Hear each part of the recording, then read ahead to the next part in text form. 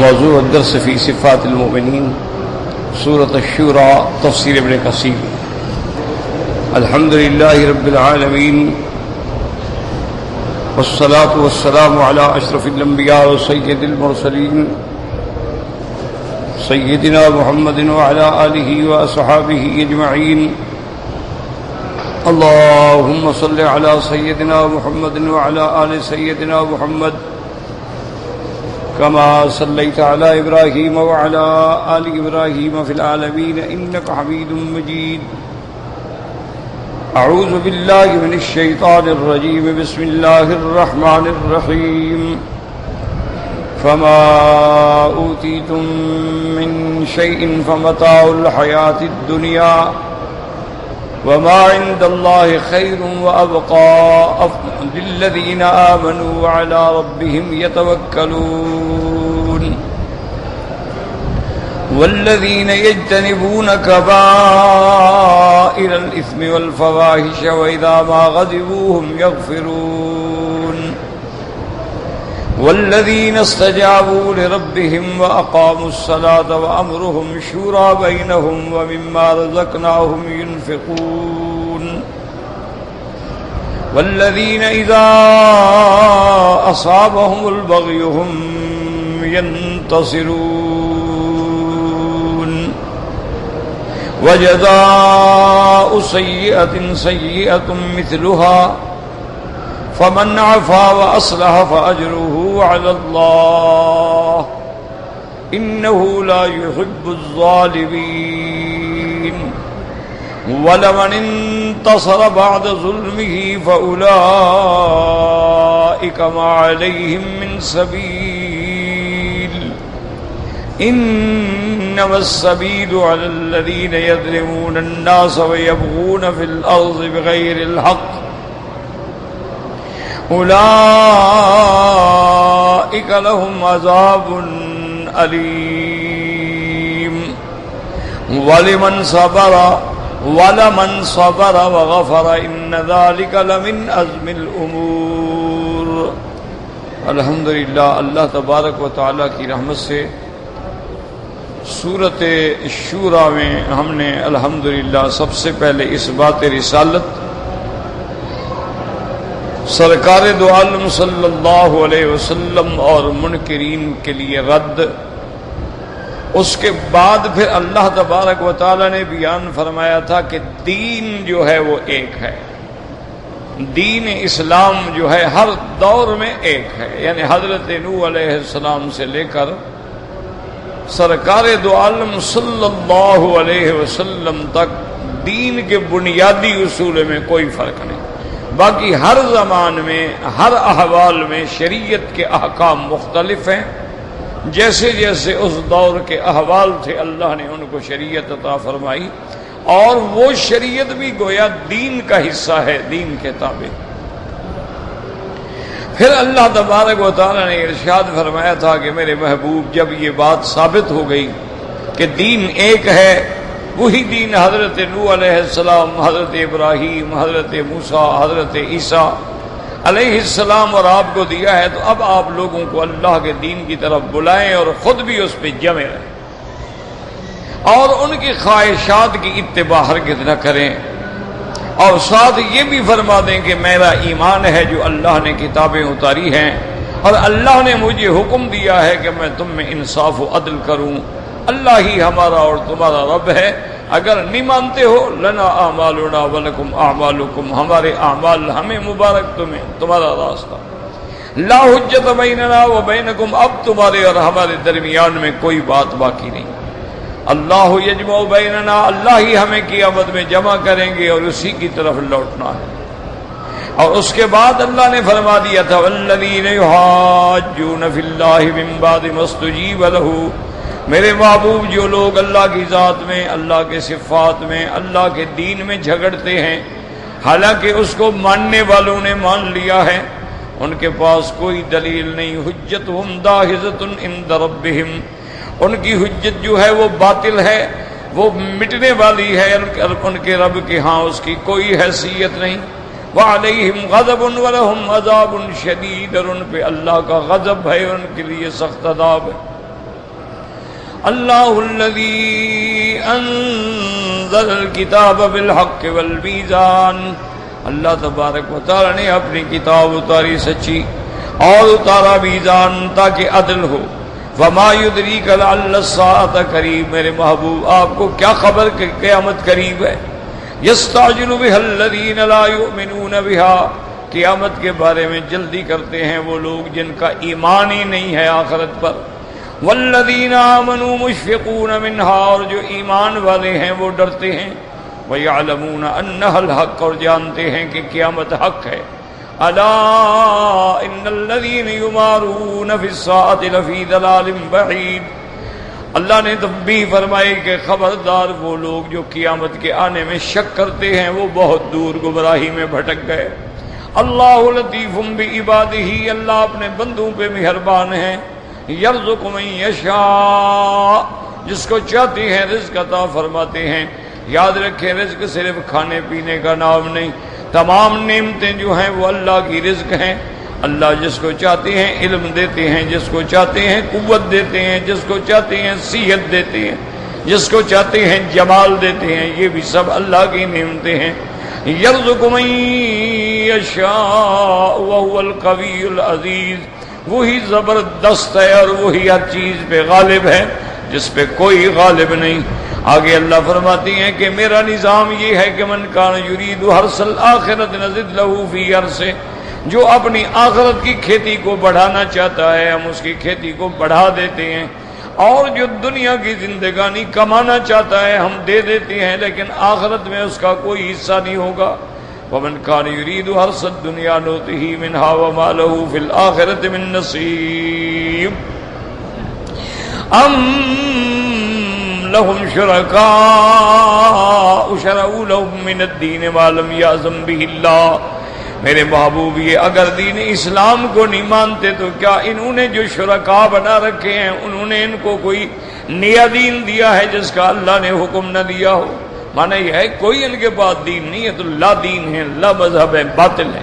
ولولا کلمۃ الفصل لقضی بینہم، اگر ہمارا یہ فیصلہ نہ ہو گیا ہوتا کہ ہم عذاب قیامت میں دیں گے تو ہم ان کو دنیا میں چکتا کر دیتے۔ وَإِنَّ الظَّالِمِينَ لَهُمْ عَذَابٌ عَلِيمٌ، اور جنہوں نے ظلم کیا یعنی کفر کیا اور شرک کیا ان کے لیے عذاب دردناک ہے۔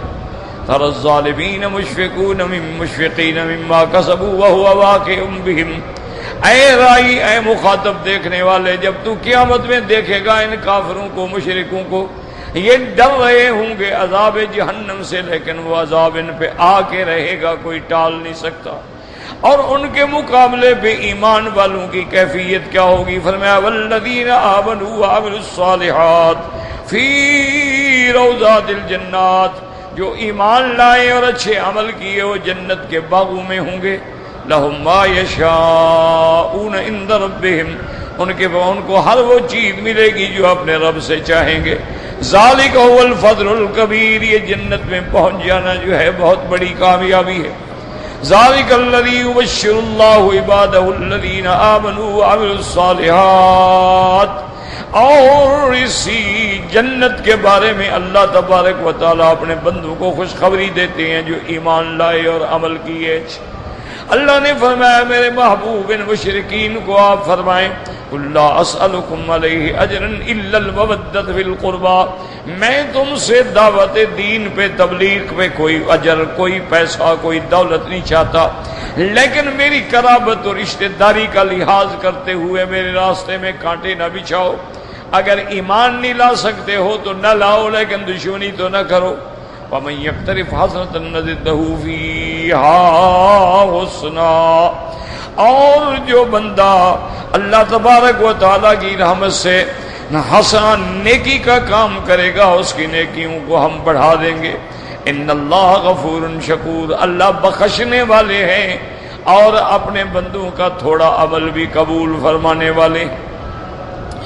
اور یہ ظالم کہتی ہیں کہ اللہ کے نبی نے خود جھوٹ بولا ہے، اللہ نے وحی نہیں اتاری بلکہ یہ جھوٹ بولتے ہیں، نعوذ باللہ۔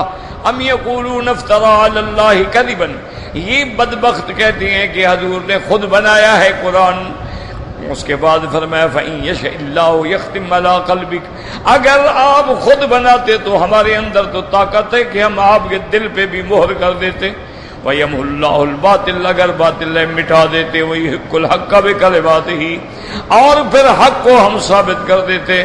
تو جب آپ کی نبوت بھی ثابت ہے، آپ کا دین بھی ثابت ہے، آپ کی کتاب جو اللہ نے دی ہے وہ بھی ثابت ہے، تو معلوم ہوا کہ آپ دین حق پہ ہیں۔ انہ علیم بذات الصدور، اللہ تبارک و تعالی دلوں کی باتوں کو بھی جاننے والے ہیں، اس کے آگے کوئی چیز چھپی نہیں۔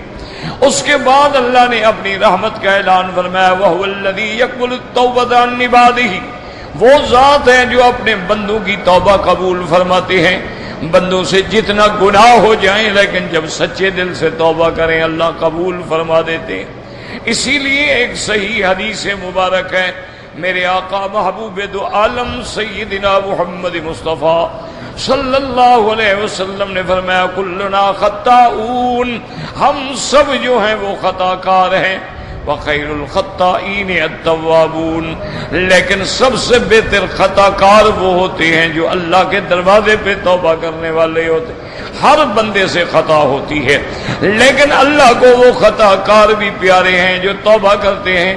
اور یاد رکھو توبہ کے 3 شرطیں ہیں، ایک تو اس گناہ کو فوراً چھوڑ دے، اور دوسرا ندامت ہو کہ میں نے بہت بڑی غلطی کی، اور تیسری بات یہ ہے کہ عہد کرے کہ آئندہ پھر میں کبھی یہ گناہ نہیں کروں گا، پھر جا کے توبہ قبول ہوتی۔ فرمایا وَيَعْفُو عَنِ السَّيِّئَاتِ، صرف توبہ قبول نہیں فرماتے بلکہ اللہ تبارک و تعالی جو غلطیاں کر چکا ہے اس کو بھی معاف کر دیتی ہیں، یعنی یقبل التوبۃ بالمستقبل، توبہ کی ہے مستقبل میں، اور ماضی میں جو گناہ ہیں ان کو بھی معاف کر دیتی ہیں۔ وَيَعْلَمُ مَا تَفْعَلُونَ، اور جانتے ہیں جو کچھ کر رہے ہو۔ وَيَسْتَجِيبُ الَّذِينَ آمَنُوا وَعَمِلُوا الصَّالِحَاتِ وَيَزِيدُهُم مِّن فَضْلِهِ، اللہ تبارک و تعالی دعائیں قبول فرماتے ہیں مومنوں کی جو مومن ہیں اور عمل صالح کرنے والے ہیں۔ وَيَزِيدُهُم مِّن فَضْلِهِ، اور ان کو اپنی رحمت سے اور زیادہ دیتے ہیں، یعنی ان پہ بھی رحمت کرتے ہیں، ان کے خاندانوں پہ بھی رحمت کرتے ہیں، اہل و اولاد پہ بھی رحمت کرتے ہیں۔ والکافرون لهم عذاب شدید، اور کافروں کے لیے عذاب سخت ہے۔ آگے اللہ فرماتے ہیں وَلَوْ بَسَطَ اللَّهُ الرِّزْقَ لِعِبَادِهِ لَبَغَوْا فِي الْأَرْضِ وَلَكِنْ يُنَزِّلُ بِقَدْرٍ مَّا يَشَاءُ، اگر اللہ تبارک و تعالی ہر بندے کی روزی بڑھا دیتا، سب کو غنی بنا دیتا، تو زمین میں فساد ہو جاتا، دنیا کے اندر بغاوت ہو جاتی ہے۔ اللہ کا نظام ہے، کسی کو زیادہ دیا ہے، کسی کو کم دیا ہے، کسی کو غنی بنایا ہے، کسی کو فقیر بنایا ہے، کسی کو جمیل بنایا ہے، کسی کو کبھی بنایا ہے، تو یہ اللہ کا ایک نظام ہے۔ دولت والا ہنر مند کے ہنر کا محتاج ہے، اور عامل جو ہے وہ دولت مند کی دولت کا محتاج ہے۔ اللہ نے ایک نظام بنا دی، اگر سارے امیر ہوتے تو دنیا میں فساد ہو جاتا۔ وَلَكِنْ يُنَزِّلُ بِقَدْرٍ مَّا يَشَاءُ، لیکن اللہ اتنی اتارتے ہیں اندازے سے جو چاہتے ہیں۔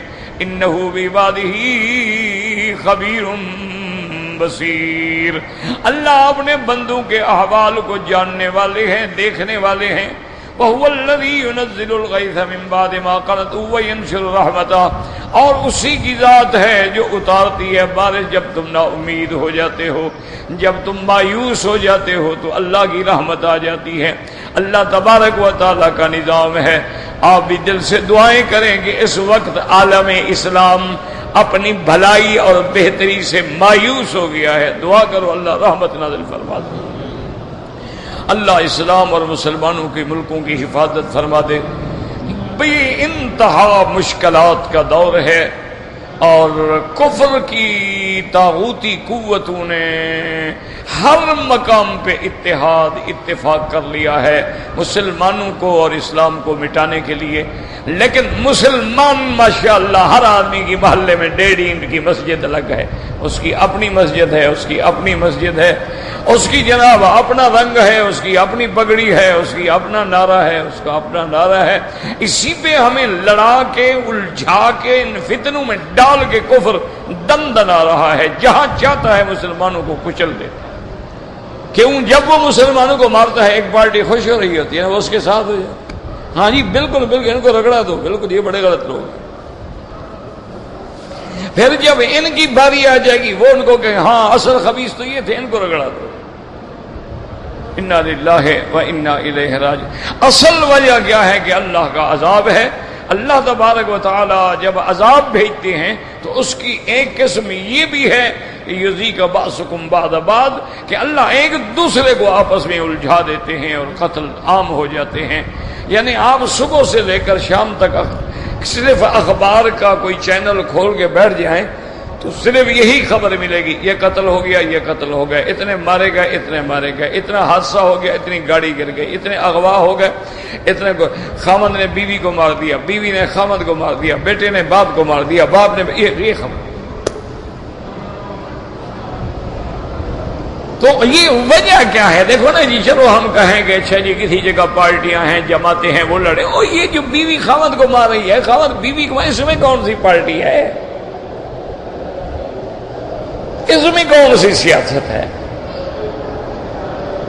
کہ ماں اٹھ کے اپنی اولاد کو مار دے؟ اس میں کیا پارٹی ہے یار؟ اس میں کون سا مذہب کا جھگڑا ہے؟ تو صاف واضح ہو گیا نا کہ اللہ کا عذاب آ گیا کہ قتل عام ہو گیا ہے۔ بے حیائی جب عام ہو جائے اللہ فرماتے ہیں اس معاشرے پہ ہم قتل مسلط کرتے ہیں، پھر ان کو ہم عذاب یہ دیتے ہیں کہ ایک دوسرے کے ہاتھوں سے قتل ہوتے رہیں گے، اور قاتل کو پتہ نہیں ہوگا میں نے کس کو قتل کیا ہے، اور مرنے والے کو بھی پتہ نہیں ہوگا مجھے کس نے گولی ماری ہے، میرا گناہ کیا ہے، میں کیا جائے۔ صرف اللہ کا عذاب ہے، اور وہ اللہ کو منانے کے بغیر ٹل نہیں سکتا ہے۔ آپ لاکھ زور لگا لیں جناب، کچھ بھی نہیں ہوگا جب تک اللہ راضی نہیں۔ جتنا مرضی آئے زور لگا لیں، آپ ایک علاقے کو کنٹرول اور دوسرے کھڑے ہو، اس کو کریں وہ کھڑے ہو جائیں، اس کو کریں گے وہ کھڑے ہو جائیں۔ ساری دنیا کے ملکوں پہ ایسے نظر ڈالو نا، جہاں جہاں دشمن نے یہ فتنہ شروع کیا ہے، 10 سال 15 سال 20 سال 5 سال 8 سال ختم ہو گیا۔ یہ بالکل نہیں مٹ سکتا، نہ رک سکتا۔ ایک علاج ہے کہ پوری قوم جو ہے وہ گھروں سے نکل کے میدانوں میں آ جائے، اور جیسے لوگ جلسے کرتے ہو، جلوس نکالتے ہو، اللہ کو منانے کے لیے ریلیاں نکالو، صلاۃ التوبہ کے لیے نکالو، بچے بوڑھے ایک دفعہ گر جاؤ خدا کے دروازے پہ، بس کوئی اللہ والا روئے گا، کام بن جائے گا۔ اس کے علاوہ کوئی حل نہیں، جتنا ٹل لگانا ہے نا لگا لو، بات بڑھتی جائے گی، ختم نہیں ہوگی۔ اس کی وجہ یاد رکھو، اگر آپ کا کپڑا پلید ہو جائے، پیشاب سے دھوئیں گے پاک ہو جائے گا؟ کیا خیال ہے؟ آخر آپ بھی ماشاءاللہ عقل رکھتے ہیں، یہ کپڑا پلید ہو گیا، اس کو پیشاب سے دھوو، پاک ہو جائے گا اور پلید ہو جائے گا؟ تو ظلم کبھی ظلم سے نہیں مٹتا، ظلم عدل سے مٹتا، یہ کبھی نہیں ہو سکتا۔ کسی دنیا میں دیکھ لو، کوئی ایک جگہ تھوڑی ہے، پورے عالم میں عذاب ہے۔ ظہر الفساد فی البر والبحر بما کسبت ایدی الناس۔ اللہ اکبر، اب تو بر و بحر میں فساد ہی فساد۔ اس لیے اللہ فرماتے ہیں وَهُوَ الَّذِي يُنَزِّلُ الْغَيْثَ مِن بَعْدِ مَا قَنَطُوا وَيَنشُرُ رَحْمَتَهُ وَهُوَ الْوَلِيُّ الْحَمِيدُ۔ وہی ہمارے مہربان ہیں، وہی ہمارے محافظ ہیں، اور وہی حمد کے قابل ہیں، وہی محمود ہیں، وہی متصف ہیں سائر صفات حمد سے۔ اب آگے اللہ توحید کی نشانیاں بتلاتے ہیں وَمِنْ آيَاتِهِ خَلْقُ السَّمَاوَاتِ وَالْأَرْضِ وَمَا بَثَّ فِيهِمَا مِنْ دَابَّةٍ۔ اللہ کی قدرت کی نشانیوں میں سے آسمان و زمین کی تخلیق ہے، اور پھر جو اللہ نے آسمانوں اور زمینوں میں جانداروں کو پھیلایا ہے، وہ بنانے پہ قادر، پھیلانے پہ قادر، وَهُوَ عَلَى جَمْعِهِمْ إِذَا يَشَاءُ قَدِيرٌ، اور پھر ان کو دوبارہ قیامت والے دن جمع کرنے پہ بھی قادر ہے۔ وَمَا أَصَابَكُم مِّن مُّصِيبَةٍ فَبِمَا كَسَبَتْ أَيْدِيكُمْ وَيَعْفُو عَن كَثِيرٍ۔ اللہ نے فرمایا تم کو نہیں مصیبت آتی مگر تمہارے ہاتھوں کی کمائی سے، حالانکہ اللہ تبارک و تعالیٰ تو بہت ساری غلطیاں معاف کر دیتے ہیں۔ اگر اللہ ہمیں ہر غلطی پہ پکڑے، ہر غلطی پہ سزا دیں قرآن میں آتا ہے ما ترک علی ظہر الارض من دابۃ، تمہیں زمین پہ پھر کوئی چیز چلتی ہوئی نظر نہیں آئے گی، یہ تو اس کا کرم ہے، وہ ٹال دیتی ہیں ٹال دیتی ہیں ٹال دیتی ہیں، لیکن ہمارے گناہ جب بڑھ جاتے ہیں تو پکڑ لیتے ہیں۔ وما انتم بموجدین فی الارض، تم اللہ کے عذاب سے بھاگ کے اللہ کو تھکا دینے والے نہیں، عاجز کرنے والے نہیں۔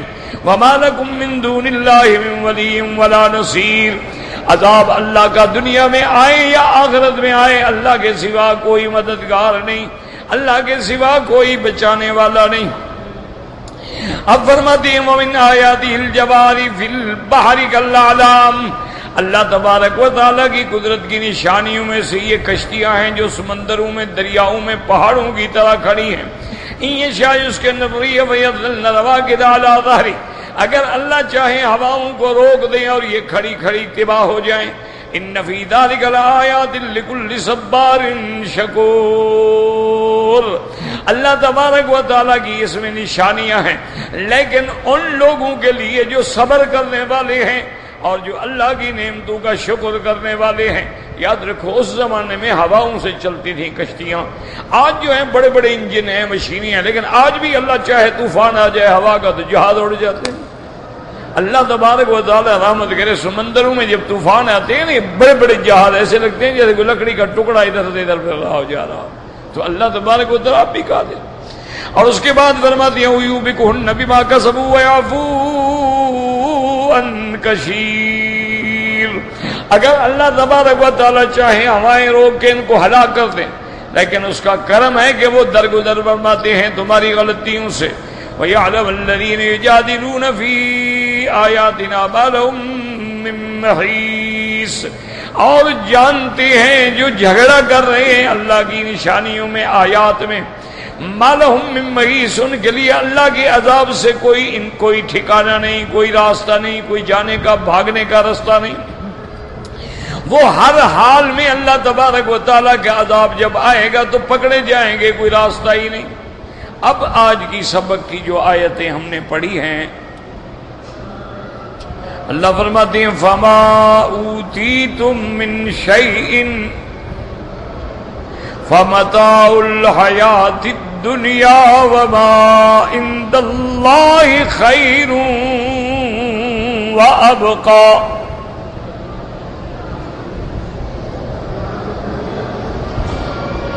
وَمَا عِندَ اللَّهِ خَيْرٌ وَأَبْقَىٰ لِلَّذِينَ آمَنُوا وَعَلَىٰ رَبِّهِمْ يَتَوَكَّلُونَ۔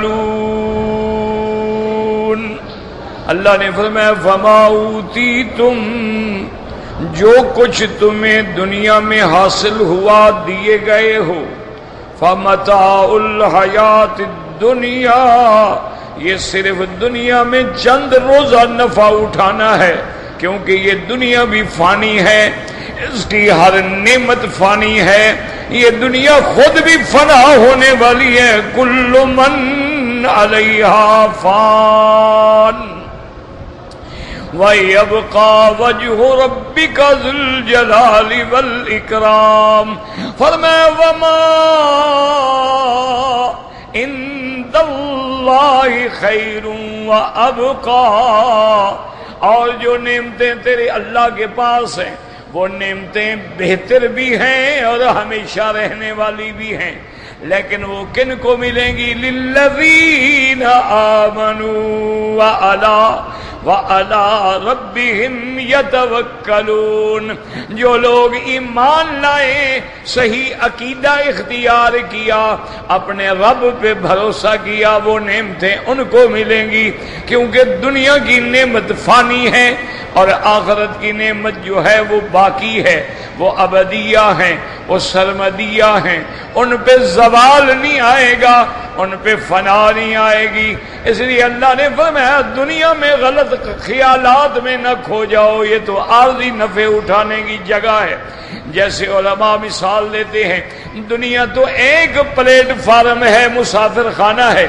آدمی نے ٹرین پہ جانا ہے، مسافر خانے پہ آ کے بیٹھتا ہے، کوئی 2 گھنٹے بیٹھے گا، کوئی 3 گھنٹے، کوئی آدھا گھنٹہ، ٹرین آئی چلا گیا۔ یہ دنیا تو یہی ہے، موت کی گاڑی چل رہی ہے، جس کا نمبر آ رہا ہے وہ اس وقت پہ جا رہا ہے، اور ہمیں ہر گھڑی جتنا ٹائم ہے روزانہ ہمیں تازیانہ لگاتا ہے کہ آج تیری زندگی کا مزید 1 گھنٹہ گزر گیا ہے، آج تیری زندگی کا مزید 1 دن گزر گیا ہے، آج تیری زندگی کا 1 ہفتہ گزر گیا ہے، اور پتہ نہیں ہے کہ تیرا کل کیا ہوگا۔ ما تدری نفس ماذا تکسب غدا وما تدری نفس بِأَيِّ أَرْضٍ تَمُوتُ۔ کسی انسان کو یہ پتہ نہیں کہ کل کیا ہوگا، اور کسی بندے کو پتہ نہیں کہ میری موت کیسے آئے گی، اور میری موت کیسے دین پہ آئے گی یا نعوذ باللہ کفر پہ آئے گی، میری موت ایمان پہ آئے گی یا شرک پہ آئے گی، میرا انجام بخیر ہوگا یا میرا انجام خراب ہوگا، کوئی نہیں جانتا۔ تو تقاضا کیا ہے کہ دل لگاؤ آخرت سے، اللہ کے دین سے دل لگاؤ، ایمان سے دل لگاؤ، قرآن سے دل لگاؤ۔ اب اللہ مومنوں کی صفتیں بیان فرماتے ہیں، غور کر کے سنیں اور غور کر کے سمجھیں اور پڑھیں۔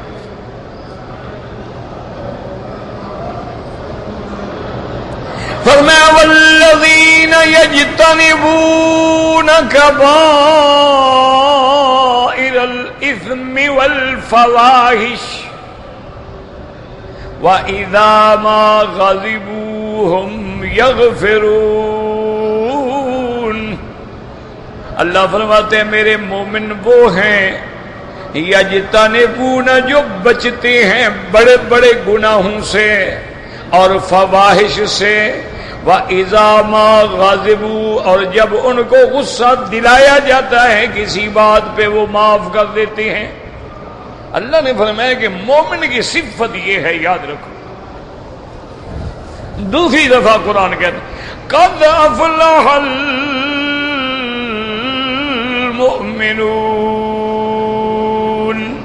یاد رکھو یہ قرآن میں ایمان کی صفتیں ہیں۔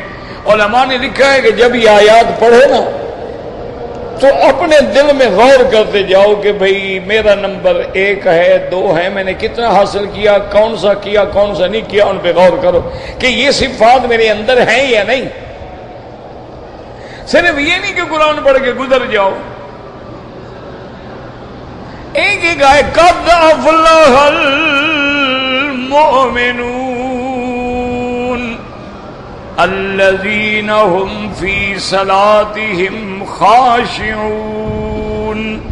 اللہ نے فرمایا کامیاب ہو گئے جو ایمان والے ہیں، ان کی صفت کیا ہے؟ وہ نماز میں اللہ سے ڈرنے والے ہیں، خشیت کے ساتھ خشوع اور خضوع سے نماز پڑھنے والے ہیں۔ تو ذرا غور کرو کیا ہماری نماز اسی طرح ہے کہ ٹکرے ہیں اللہ اکبر اللہ اکبر اللہ اکبر اللہ اکبر، یہ خشوع ہے؟ قرآن کہتے ہیں میرا مومن وہ ہے جو نماز ایسے پڑھتا ہے جو خاشعون، نماز میں خشوع ہے، خضوع ہے، اور ایسے ہے کہ میں اللہ کے دربار میں کھڑا ہوں کأنک ترا، میں گویا خدا کو دیکھ رہا ہوں۔ اور اگر یہ مقام بھی حاصل نہ ہو تو یہ تو خیال کرو کہ انہ یراک، اللہ تو ہمیں دیکھ رہا ہے۔ تو اگر تم کسی مجسٹریٹ کی عدالت میں، جج کی عدالت میں، کسی ایس پی کے پاس، وزیر کے پاس، کسی مشیر کے پاس ملنے کے لیے جاتے ہو، کیسے بن کے سنور کے اور بڑے مہذب انداز میں بیٹھتے ہو کہ میری زبان سے کوئی غلط بات نہ نکل جائے اور صاحب ناراض نہ ہو جائیں، اور کیسے جناب گردن جھکا کے اور میلاڈ کہتے کہتے تمہاری زبانیں گنگ ہو جاتی ہیں۔ کیا خدا کی دربار میں بھی ایسے کھڑے ہوتے ہو؟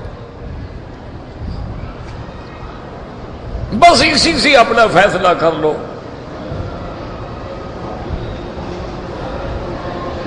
اور اس کے بعد فرماتے ہیں الذین هم فی صلاتهم خاشعون والذین هم عن اللغو معرضون، جو لغو چیزوں سے جن میں کوئی نفع نہیں، لغویات ہیں، اچھا لغو ہے، لہو ہے، وہ ان سے بالکل اعراض کرتے ہیں۔ یہ نہیں کہ کبھی تاش کھیل رہے ہیں اور کبھی لڈو کھیل رہے ہیں اور کبھی ٹی وی دیکھ رہے ہیں اور کبھی گانے سن رہے ہیں۔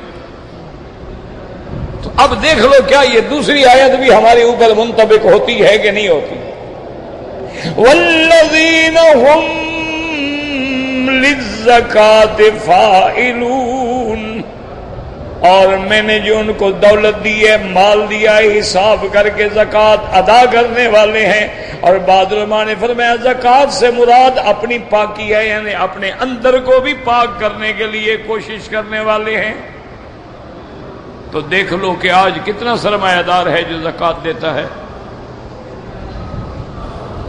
ذرا اپنے محلے میں غور کر، زیادہ دور نہ جائیں آپ، ملکوں میں نہ جائیں آپ، شہروں میں نہ جائیں، ایک محلے میں غور کر لو کہ محلے میں غریب کتنا ہے، زکوٰۃ دینے والے کتنا ہیں۔ اگر وہ زکوٰۃ دے دیں تو کیا کوئی غریب آدمی اپنی اولاد پہ مٹی کا تیل ڈال کے آگ لگائے گا؟ کوئی آدمی غربت سے جا کے گردے بیچے گا، بچے بیچے گا، بچیاں بیچے گا، عزت بیچے گا، عصمت بیچے گا؟ صرف محلے والے آدمی جو ہیں صرف محلے کو سنبھال لیں۔ آگے سے والذین هم لفروجهم حافظون الا على ازواجهم او ما ملكت ايمانهم فانهم غير ملومين، اور فرمایا میرے مومن بندے وہ ہیں جو اپنی شرم گاہوں کی حفاظت کرنے والے ہیں، ماں سوا اپنی بیوی کے، ماں سوا ملک الیمین کے وہ ادھر ادھر نہیں منہ مارتے ہیں، اپنے آپ کو گناہوں سے بچاتے ہیں۔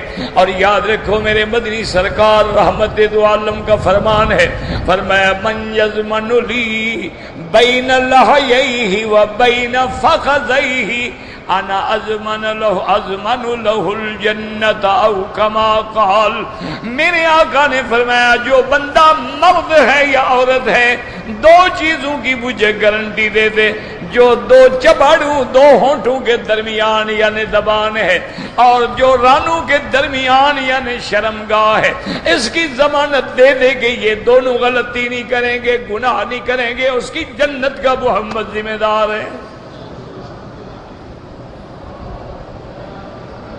تو اب جناب ذرا غور فرمائیں کہ آج کل ہمارا کیا حال ہے۔ 8 سال کے بچے عشق فرما رہے ہیں، 9 سال کی بچیاں ماشاءاللہ کنواری مائیں بن گئی ہیں، لڑکے بازار کھول کے بیٹھے ہوئے ہیں، لڑکے لڑکوں سے شادیاں ہو رہی ہیں، عورتیں عورتوں سے شادیاں ہو رہی ہیں، مسلمان ہیں۔ قرآن ایسے نہیں، والذین هم لِأَمَانَاتِهِمْ وَعَهْدِهِمْ رَاعُونَ، اللہ نے فرمایا جو اپنی امانات، کوئی امانت رکھے یا زبان ہے، مجلس ہے یا وعدہ ہے، اس کی حفاظت کرنے والے ہیں۔ وَالَّذِينَ هُمْ عَلَىٰ صَلَوَاتِهِمْ يُحَافِظُونَ، اور جو اپنے نمازوں کی حفاظت کرنے والے ہیں۔ کیا معنی ہے حفاظت کا؟ یہ نہیں کہ عصر کی نماز پڑھی جب سورج پیلا ہو جائے، یہ نہیں کہ صبح کی نماز سو گئے جب اٹھے اللہ اکبر اللہ اکبر ٹکرے ماری اور سورج نکل آیا، نہیں۔ علی صلواتہم یحافظون، حافظوا علی الصلاۃ والصلاۃ الوسطی، اپنی نمازوں کی حفاظت کرو۔ کیا مانا؟ وقت کی حفاظت کرو، وضو میں آزاد دھونے کی حفاظت کرو، کوئی جگہ ایسی نہ ہو جہاں پانی نہ رہ جائے۔ لیکن آپ غسل جنابت کرتے ہیں، ایمان سے کہیں کتنے بندے ہیں جو خیال کرتے ہیں کہ میرے کان کے اندر اس جگہ پہ شاید پانی نہ پہنچا ہو تو میں ذرا اچھی طرح اس کو صاف کر لے، انگلی کے ساتھ پانی پہنچا دوں، بس منہ پہ مر اللہ اکبر، ٹھیک ہے، نہ وضو نہ نماز۔ اچھا کتنے لوگ ہیں ماشاءاللہ، تم تو سارے سمجھدار ہو، پڑھے لکھے ہو، کہ غسل جنابت کے وقت ناف میں پانی پہنچاتے ہو کہ بھی اندر ایسا نہ ہو کہ پانی نہ پہنچے؟ کتنے لوگ ہو جو ناک میں پانی چڑھاؤ تاکہ اس نرم ہڈی تک پانی پہنچے؟ تم تو بس وضو ہو گیا، اور جب وضو نہیں ہوگا نماز، اگر پانی یہ نرم ہڈی تک نہیں پہنچا ہے تو سمجھ لو کہ میرا وضو نہیں ہوا۔ تم تو جان چھڑانے جاتے ہو۔ کتنے بندے ہیں جو انگلیوں میں اور پاؤں کی انگلیوں میں خلال کرتے ہیں کہ بھئی کوئی ایسی جگہ نہ ہو کہ پانی نہ پہنچے۔ اس لیے حضرت علی رضی اللہ اس طرح پھرواتے تھے، تو کسی ساتھی نے پوچھا، انہوں نے کہا کہ حضرت علی کیا وجہ ہے آپ ہمیشہ اس طرح پھرواتے ہیں کہ آپ کے بال کوئی اچھے نہیں تھے؟ فرمایا میرے بال تو بڑے خوبصورت تھے اور مجھے بالوں سے بڑا عشق تھا، لیکن حضور نے فرمایا کہ تحت کل شعرۃ جنابۃ، ہر بال کے نیچے جنابت ہوتی ہے، اگر پانی نہ پہنچے تو غسل نہیں ہوگا۔ آدیت راسی، میں اپنے سر کا دشمن بن گیا، کہیں ایسا نہ ہو کہ پانی نہ پہنچے اور میرا غسل نہ ہو۔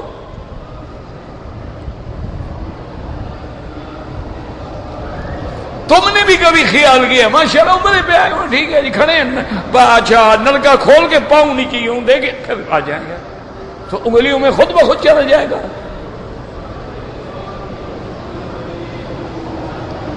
زیادہ سے زیادہ یوں کر لیں گے، یوں کر لیں گے، یوں کر لیں گے، اس سے تو وضو نہیں ہوتا۔ ان کا باقاعدہ رگڑنا ضروری ہے، خلال ضروری ہے، پانی بھر کے پھر جو ہے اس کو پہنچانا ضروری ہے، اور مسئلہ یہ نہیں کہ اللہ کو مسئلہ ہو گیا جی، باقاعدہ دونوں ہاتھ لے کر پھر ان کو واپس لانا ضروری ہے۔ اور مردوں کے لیے اپنے ہاتھ جو ہے وہ کان کی لو کے برابر اٹھانا ضروری ہے، لیکن یہ نہیں کہ یوں اٹھاؤ، ہاتھوں کا رخ جو ہے وہ قبلے کی طرف ہو، حتیٰ کہ سجدہ کرو تو انگلیاں جو ہے وہ کعبے کی طرف ہوں، اور اس پاؤں کی انگلیاں جو ہیں وہ بھی کعبے کی طرف، یوں نہیں کہ یوں پاؤں کر کے کھڑے ہو جاؤ تو نماز تمہاری مکروہ ہو گئی۔ ایک پاؤں ادھر ہے، ایک پاؤں ادھر ہے، سجدے سے اٹھیں گے تو یوں کریں گے، یہ کہاں کی نماز ہے بھائی؟ ایک ہاتھ ادھر ہے، ایک ہاتھ ادھر ہے۔ اور جناب اگر رکوع میں ہیں تو مجال ہے کہ کمر سیدھی ہو، تو یہ مومن۔ اب یہاں دیکھیں فرمایا والذین یجتنبون کبائر، یاد رکھو گناہ ان کی قسمیں ہیں، علماء نے کتابیں لکھی ہیں ماشاءاللہ۔ بعض گناہ کبیرہ ہوتا ہے، یعنی بڑا گناہ، ہلاک کر دینے والا، برباد کر دینے والا بندے کو، جیسے شرک ہے، جیسے کسی انسان بے گناہ کا قتل ہے،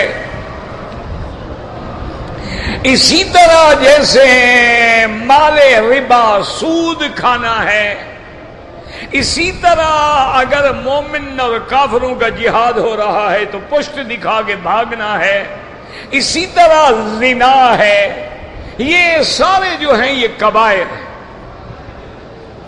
اچھا کبائر کی علماء نے ایک علامت بھی لکھی ہے کہ جس گناہ کے بعد اللہ کے عذاب کی وعید کا ذکر ہو تو سمجھ لو یہ گناہ کبیرہ ہے،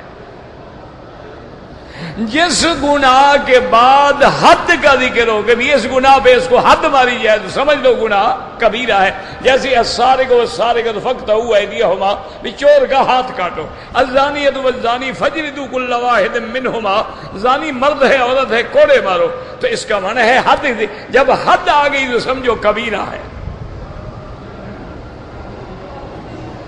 اچھا اس کی ایک اور مثال سمجھ لیں کہ مثلا غیر محرم عورت کی طرف دیکھنا صغیرہ ہے، اس سے ہاتھ ملانا صغیرہ ہے، گلے لگانا صغیرہ ہے، اس کا بوسہ لینا صغیرہ ہے، لیکن اگر نعوذ باللہ جماع کرے گا، زنا کرے گا تو پھر وہ کبیرہ ہے۔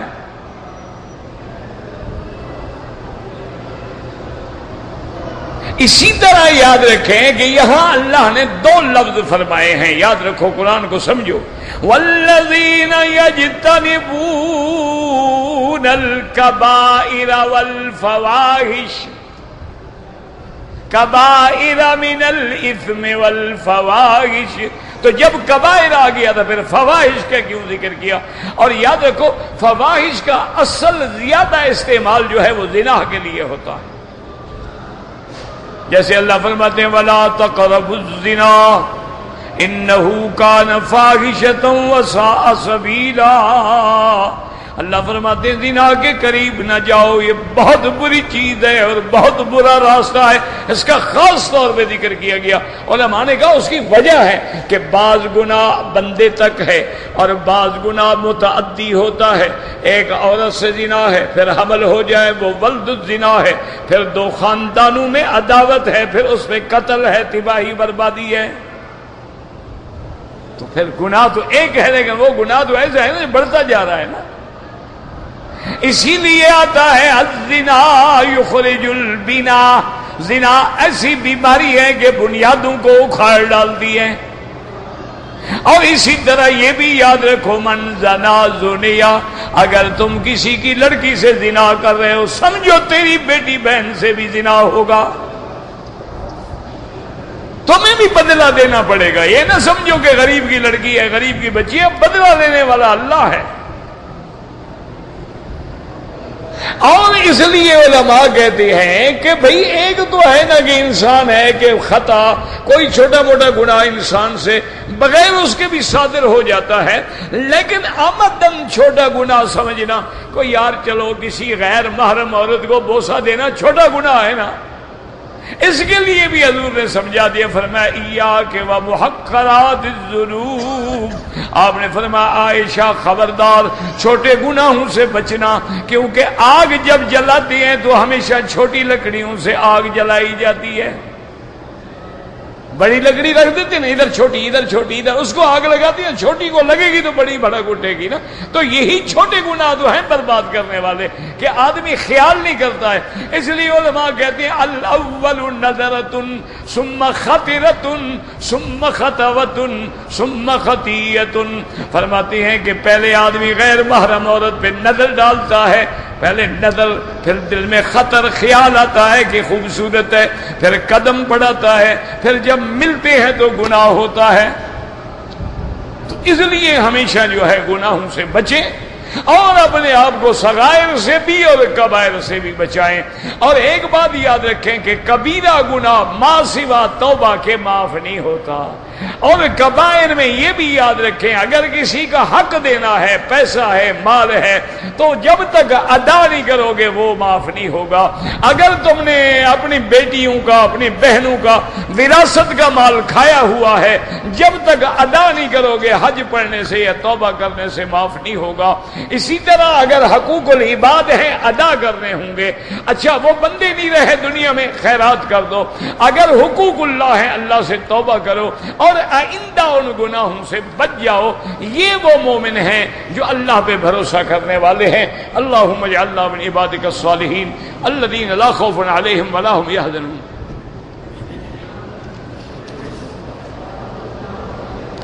آپ کا ایک شاگرد فوت ہو گیا، اللہ مغفرت فرمائے، اللہم اغفرہم۔ کہتے ہیں جی وہی ایک ہی بات ہے، پتہ نہیں آپ لوگوں کے دماغ میں کیوں ایک بات بیٹھ گئی ہے کہ امام کی آواز چلی جاتی ہے، مکبر کی کیا؟ ان سے جا کے پوچھو امام سے یا مکبر سے کہ میں ذمہ دار ہوں ہر بات کا۔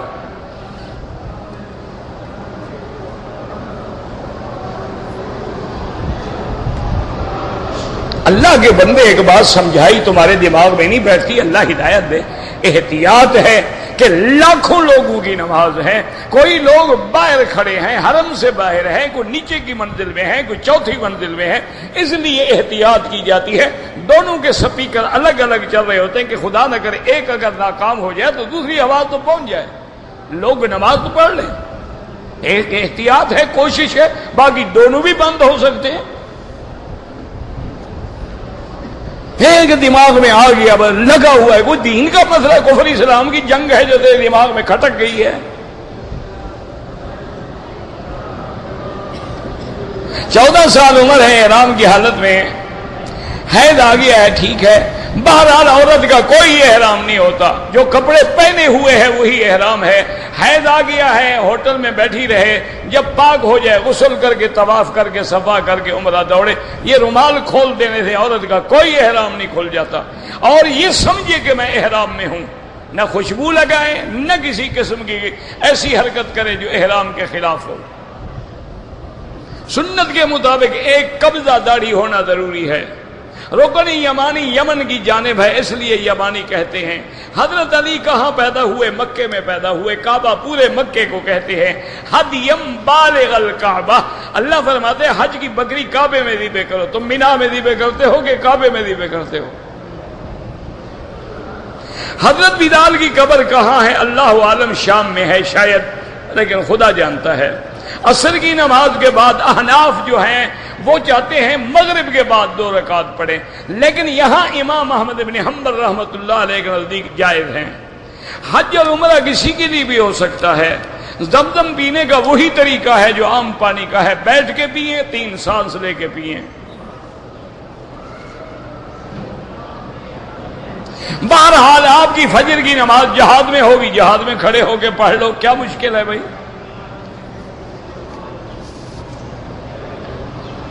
جو لوگ فوت ہو گئے ان کے لیے عمرہ کریں۔ میری ایک بہن گونگی ہے، بالکل اس کے لیے بھی کریں، بالکل کریں۔ جو معذور ہیں ان کے لیے بھی کریں۔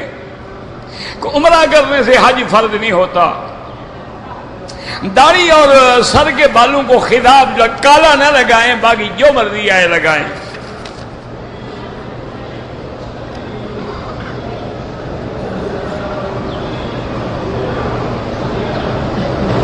قرآن بہرحال میرے پاک نبی نے نہیں چوما ہے اور نہ حضور کے صحابہ نے چوما ہے، بات ختم ہو گئی۔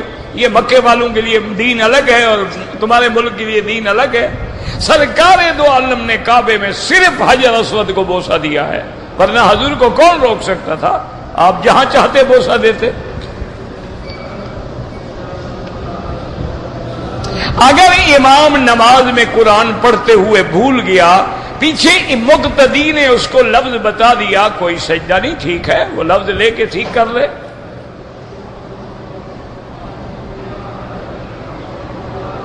اگر نماز میں صف پوری ہو گئی ہے، اب اکیلا آدمی ہے، اگر صف میں کوئی جگہ نہ ہو تو یہ بہتر ہے کہ کسی آدمی کو پیچھے کر کے، تاکہ 2 کھڑے ہوں، اکیلا کھڑا نہ ہو۔ لیکن کوئی نہ آئے تو کیا کرے گا؟ نماز چھوڑ دے گا، نماز پڑھے گا، نماز تو ہو جائے۔ اچھا، جس کو کھینچ وہ بھی کھڑا ہو گئے، نہیں میں ستون ہلے گا، میں نہیں ہلتا، پھر کیا کرو گے؟ پڑھو گے، نماز پڑھ لو۔ جو لوگ شرک کرتے ہیں ان کے پیچھے، کافر ان کے پیچھے نماز کیا؟ مشرک کے پیچھے بھی کبھی نماز ہوتی ہے؟ جو بدعت کرتے ہیں ان کے پیچھے بھی نہیں پڑھنی چاہیے۔ ایک امام جمعے کے خطبے پر خلفاء راشدین کا انکار کرتا ہے، کوئی انکار نہیں کرتا خلفاء راشدین کا۔ اگر مسلمان ہے اور اہل سنت ہے تو انکار نہیں کرتا ہے۔ نام نہ لینے کا معنی انکار نہیں ہوتا۔ جب آدمی کہہ دیتے ہیں وعلی جمیع اصحابہ وعلی صحبہ اجمعین، تو سب آ گئے، کوئی انکار نہیں کرتا ہے۔ تمہارے دماغ میں انکار کھڑا ہے۔ کوئی اہل سنت خلفاء راشدین کا انکار کر سکتا ہے؟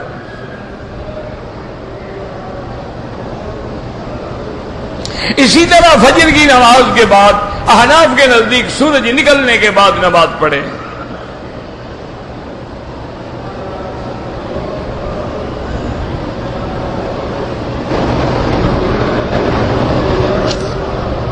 کہتے جی کہ اللہ پاک نے روح پیدا کیا ہے اور مٹی سے انسان کو بنایا ہے، تو جب دوزخ میں ڈالیں گے تو اپنے روح کو، اپنے نہیں تیرے روح کو ڈالیں گے۔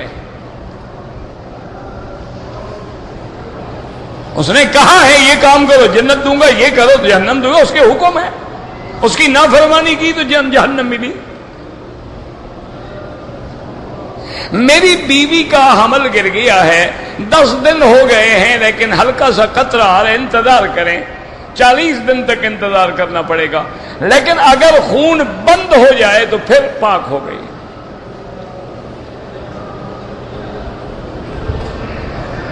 میری بیوی عمرے کی سنت طواف صفا مروہ کی کوئی دوسرا نہیں کر سکتا ہے. جو لوگ جیلی سرٹیفکیٹ بنا کے نوکری کرتے ہیں تنخواہ لینا حرام ہے، دھوکہ ہے نا.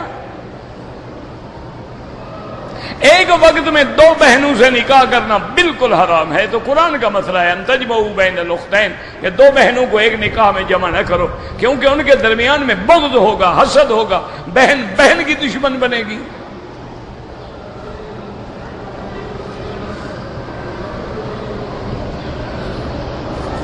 طواف کے بعد 2 رکعت واجب ہیں، باقی ائمہ کے نزدیک سنت ہیں، جب بھی یاد آئے پڑھ لیں.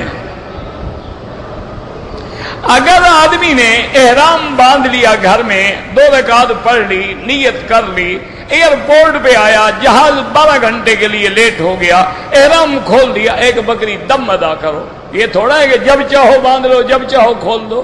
12 گھنٹے احرام میں رہو، کون سا مصیبت آ جاتی تمہیں 2 چادریں پہنے ہوئے.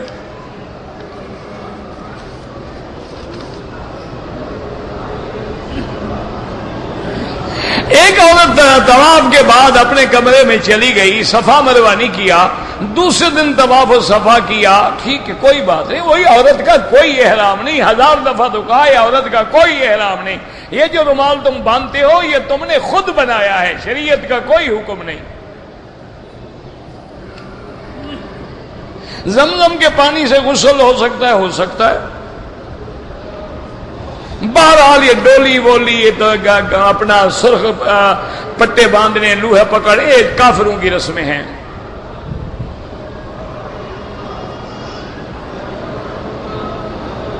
کہتے جی کہ ہمارے گھر میں رقم جو رکھتے ہیں وہ غائب ہو جاتی ہے اٹیچی میں، تو گھر میں نہ رکھو، کسی دوسرے کے پاس رکھا کرو. اب مجھے کیا پتا، تیرے گھر سے غائب ہوگی، تجھے پتا نہیں، مجھے پتا ہے.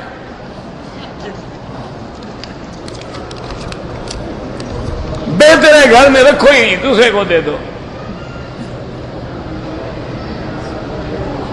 ایک آدمی نے طواف کیا، صفا مروہ دوڑا، لیکن 2 رکعت طواف کی نہیں پڑھی، کوئی حرج نہیں، اب پڑھ لے، کوئی جرمانہ نہیں.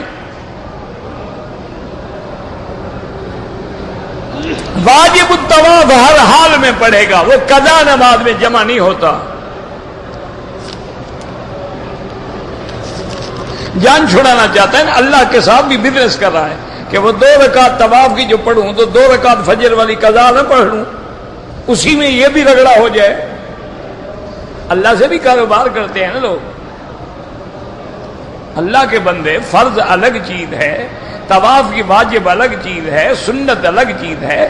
تم زیادہ عبادت کرنے کے لیے آئے ہو کہ اللہ سے بھی دھوکہ کرنے کے لیے آئے ہو؟ خدا کے کعبے میں رہ کے کچھ تو لحاظ کرو.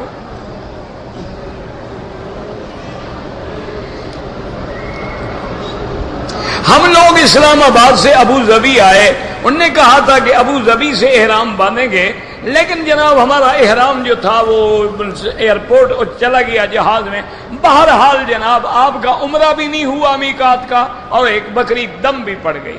آپ کے پاس چادریں نہیں تھی، کوئی بات نہیں، آپ قمیض نکال کے، بنیان نکال کے سلوار میں بیٹھے رہتے، لبیک بعمرۃ لبیک اللہم لبیک، نیچے اتر کے چادر باندھ لیتے. یہ مسئلہ پہلے پوچھ دے تو دم کیوں پڑتی.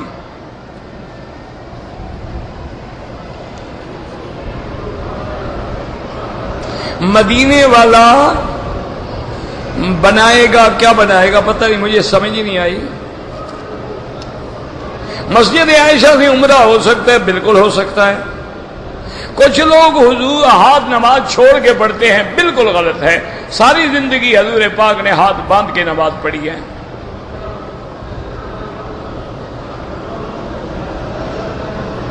یہاں مدرسوں میں قرآن و حدیث کا درس ہوتا ہے، لیکن ہر کتاب میں قرآن کی آیات بھی ہوتی، کوئی وضو ضروری نہیں. طالبوں کے لیے تو اور بھی گنجائش ہوتی ہے.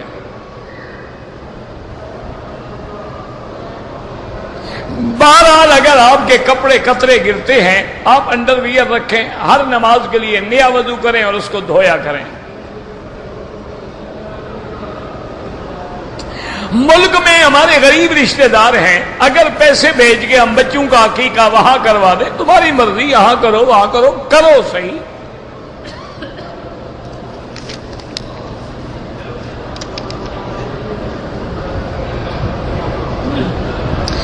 کچھ چیزیں اوپر جا رہی ہیں، کچھ چیزیں نیچے آ رہی ہیں. میں نے تو یہ حدیث نہیں پڑھی، تم نے کہیں پڑھی ہوگی. ہاں اصولی بات ہے، معنی یہ ہے کہ حضور نے فرمایا کہ آخر زمانے میں، یہ نہیں کہ صحابہ فرمایا آخر زمانے میں میری امت کے لیے اتنا مشکل وقت آ جائے گا، اگر وہ دین کے 10ویں حصے پر بھی عمل کریں گے تو نجات ہو جائے گی. یعنی آج جیسے مشکل ہے، آج داڑھی رکھنا کتنا مشکل ہے، صحابہ کے زمانے میں مشکل تھا؟ کوئی نہیں تھا. اگر کوئی آدمی خالصتاً اللہ کے لیے صدقہ کرتا ہے تو حدیث میں آتا ہے گویا اللہ اس کو بڑھا دیتے ہیں. فرمایا واللہ یضاعف لمن یشاء، جیسے احد پہاڑ ہے، اللہ چاہے تو ایک کھجور کے دانے کو اتنا بڑھا کے ثواب عطا فرماتے ہیں. ہاں اگر اخلاص نہ ہو تو دھیلے کا ثواب بھی نہیں ملتا.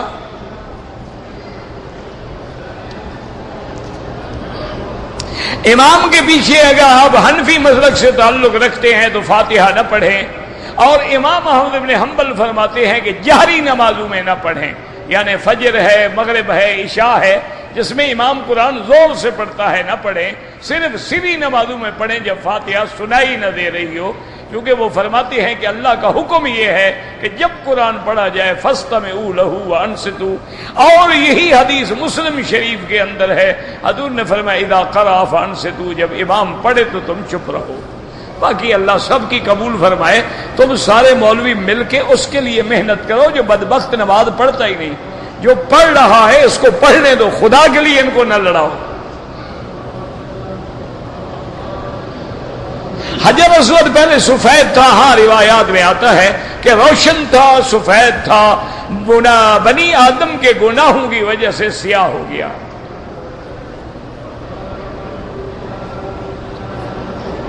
میں عمرے کی نیت سے گھر سے آیا تھا، حرم آیا تھا، عمرہ نہیں کیا، واپس چلا گیا. عمرہ بھی کرو، دم بھی دو. عمرے کی نیت سے آئے پھر احرام نہیں باندھا.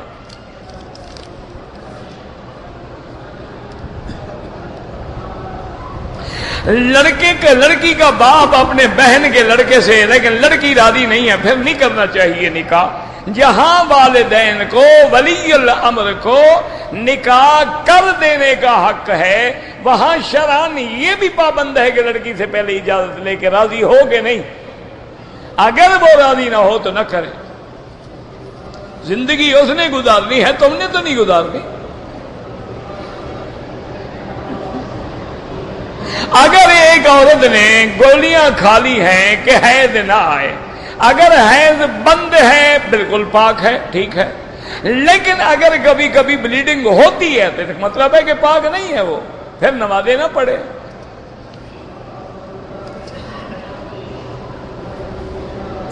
حرم شریف میں منڈی میں جو پالتو کبوتر ملتے ہیں ان کو خرید کر کے ہم اگر کھائیں کوئی حرج نہیں.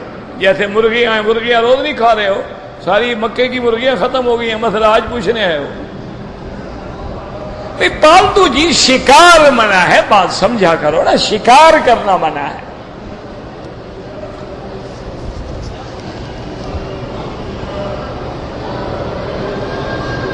کسی کو بھی مسلمانوں کا مارنا جائز نہیں ہے.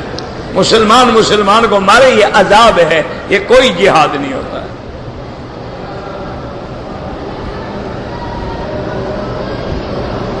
عورت کا طواف کے دوران محرم گم ہو گیا. طواف کیا صفا مروہ، صبح کو کیا، عمرہ ہو، ہاں بالکل ہو گیا. مسجد الحرام سے قرآن لے جائیں، جب تک مکے میں رہو پڑھتے رہو، پھر رکھ کے جاؤ. اپنے ملک نہیں لے جا سکتے، یہ وقف المسجد الحرام ہے.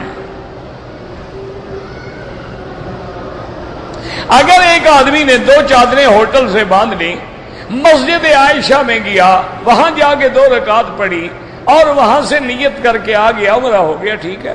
چادریں جو ہے وہ احرام نہیں ہوتا. احرام اس نیت کا نام ہے جب کرتے ہو. یہ تو لباس احرام ہے، یہ احرام نہیں. احرام تو وہ ہے جب کہتے ہو لبیک بعمرۃ، لبیک اللہم لبیک. اب تمہاری مرضی ہے، چادر ادھر سے باندھ لو یا وہاں جا کے غسل کر لو.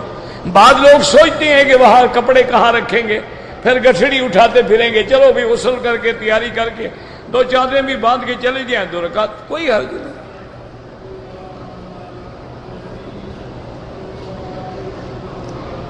میں اس سال حج کیا، 8 تاریخ کو میں مینا گیا، عمرہ نہیں کیا، تو کوئی عمرے کی ضرورت نہیں، حج حج ہے، عمرہ عمرہ ہے۔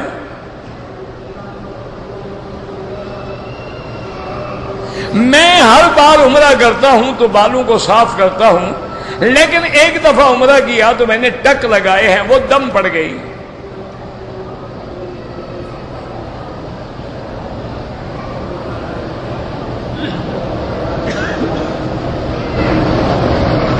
بہرحال اگر آپ نے عمرہ کیا اور عمرے کے دوران میں آپ جب فارغ ہو کے، پہلے بھی آپ کو حیض آیا، پھر بند ہو گیا، پھر آپ نے عمرے کی نیت کر لی، مکے میں آ کے عمرہ کر لیا، طواف کیا، صفا دوڑی، واپس جب گئی تو پھر بلیڈنگ ہو رہی تھی، اس کا مطلب ہے آپ پلیت تھیں، آپ پاک نہیں تھیں۔ ایک بکری دم ادا کریں کہ آپ نے ناپاک عمرے کا طواف کیا ہے۔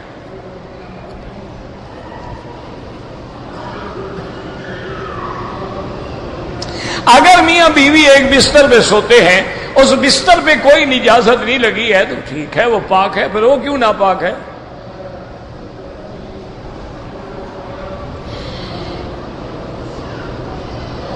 کوئی یا مثلا دونوں میاں بیوی ہیں، فارغ ہونے کے بعد اٹھے ہیں، قالین پہ چلے، حمام گئے، تو یہ تھوڑا ہے کہ چلنے والی چیزوں پہ بھی سب ناپاک ہو، کچھ بھی نہیں پاک ہوا۔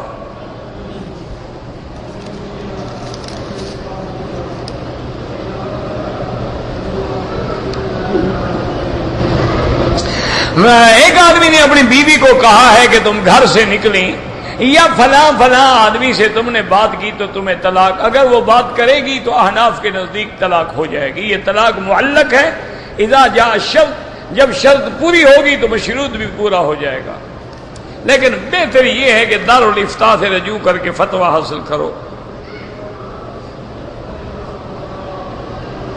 بہت سارے لوگ ہیں جو بے گناہ گرفتار ہو رہے ہیں، اللہ بے گناہوں کی مدد کرے، اللہ تبارک و تعالی مظلوموں پہ رحم کرے، اللہ تبارک و تعالی تمام عالم اسلام پہ اپنے عذاب رفع کر دے۔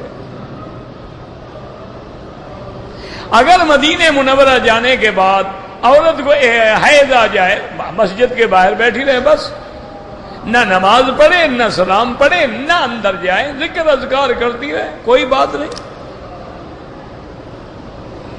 اگر عورت احرام سے فارغ ہونے کے بعد اپنے بالوں کو پیچھے لے جائے، جہاں بالوں کی انتہا ہو جائے تو اتنے پور کے برابر وہ سارے سرے کاٹ ڈالے۔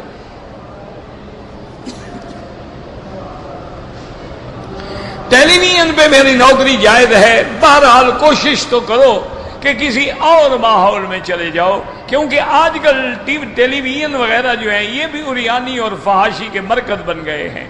اگر خیر ہے تو 1% ہے اور باقی شر ہی شر ہے۔ اللہ تبارک و تعالی رحمت فرمائے، اور جب تک جگہ نہ ملے نوکری کرتے رہو، دوسری ڈھونڈتے رہو، جب مل جائے تو چھوڑ دو۔ صبح کو 9 بجے رمضان کی نیت نہیں، رات سے نیت ہونا رمضان کے روزے کی ضروری ہے۔ ہاں، اگر ایک آدمی کی نیت تھی کہ میں روزہ رکھوں گا، میاں بیوی لیٹے جنابت کی وجہ سے سو گئے، نیند نہیں کھلی، صبح جا کے کھلی نیند، کوئی وہ روزہ ٹھیک ہے، وہ کر لیں، بالکل کوئی بات نہیں۔ وہ تو رات میں نیت تو تھی نا۔ اگر ایک آدمی نے احرام کی چادریں اتار لی، پھر 1.5 گھنٹے کے بعد بال کٹوائے، کوئی جرمانہ نہیں، لیکن 1.5 گھنٹے کپڑے سلے ہوئے پہنے ہیں تو 2-4 ریال خیرات کریں۔